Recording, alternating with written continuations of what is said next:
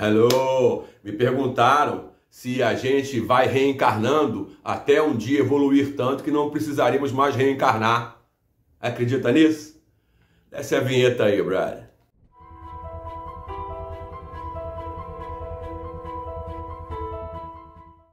Hello! Budismo Pop ataca e derruba tudo outra vez. Budismo Pop rides and strikes again, you know? Então, legal estar aqui com vocês.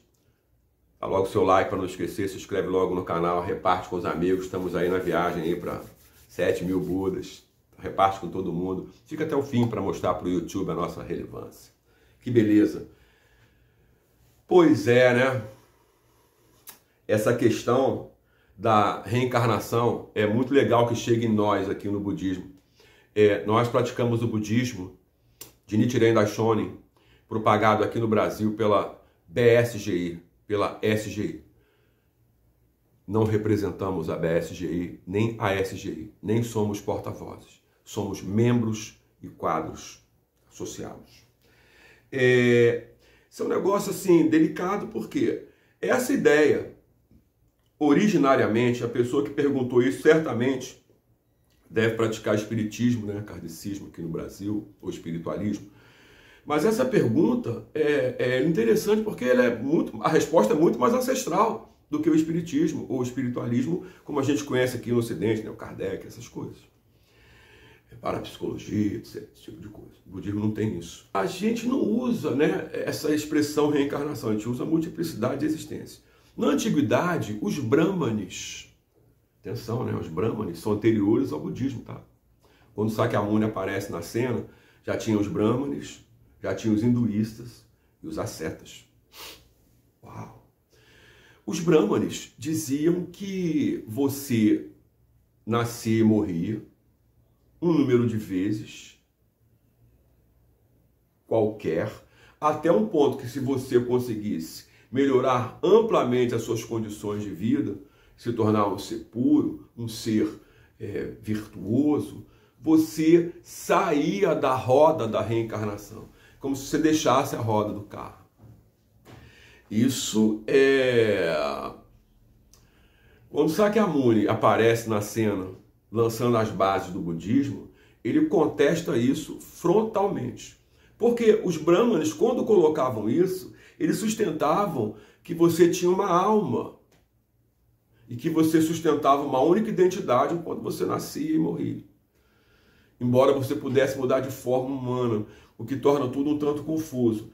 Na verdade, quando Sakyamuni se apresenta, ele coloca essa questão numa outra abordagem. Primeiro, não tem alma, o estado de Buda é dentro do ser humano. Não há separação entre corpo e mente. Dois, porém não dois. Corpo, mente, enquanto essência. Corpo e mente, não dois, porque não é um somatório. Há uma unicidade. Então a primeira coisa que ele refuta é a alma. Depois ele refuta que você pode deixar escapar do processo de nascer e morrer, que acontece com você desde o tempo sem início. Uau! Outra coisa, para você falar em reencarnação, você está falando de carne, né? Nós somos produtos de uma parte do universo em que a vida se formou baseada em carbono. Então você pensa na carne, mas a vida pode atingir consciência baseada em outras moléculas ou em outras bases químicas, como irídio, selênio. Vai saber, tá? As possibilidades são infinitas. Então a gente não escapa dessa questão de reencarnação, porque dá a impressão que você vai nascer sempre num planeta que a base da vida é carbono. Isso não é garantido.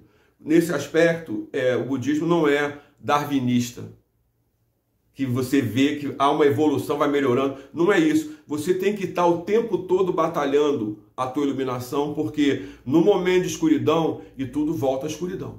Não há nenhuma segurança. O budismo não apresenta o finalmente concluímos. Uau! Agora que eu li tantos livros, agora que eu dominei, agora que eu entendi, agora que eu sei, finalmente eu vou ter que acordar amanhã e começar tudo de novo. Beleza? E aí você começa a perceber que você está diante de uma prática que sempre existiu e sempre vai existir. Por quê? Na hora que surge o eu, lá está o estado de Buda. E se você deseja evitar ou eliminar os sofrimentos da vida e da morte desde o tempo sem começo, você deveria abraçar a lei mística. A lei mística engloba tudo aquilo que você vê existente. Da maior aglomeração de mundos, a menor partícula. Mas se você pensa que a menor partícula de pó está fora do Senhor, já não é mais lei mística, mas um ensino inferior. Então a gente precisa pensar isso com bastante calma, porque a mistura que essas coisas sofrem no caminho do Oriente para o Ocidente são dramáticas. Sempre lembrando, só para a gente não esquecer, o budismo é anterior ao cristianismo. Muito anterior ao cristianismo. Muito anterior ao kardecismo. E o kardecismo ele tem três pontos que o budismo apresentava há milênios atrás, que são reencarnação, que nós sabemos que é multiplicidade de existência, lei de causa e efeito, embora não seja revelada no kardecismo, e karma, que o senhor Kardec sequer se preocupou em colocar numa outra grafia. Karma, um K e tudo, se você quiser. Então, esses três pontos, como são retirados de dentro do budismo, eles apresentam algumas similitudes.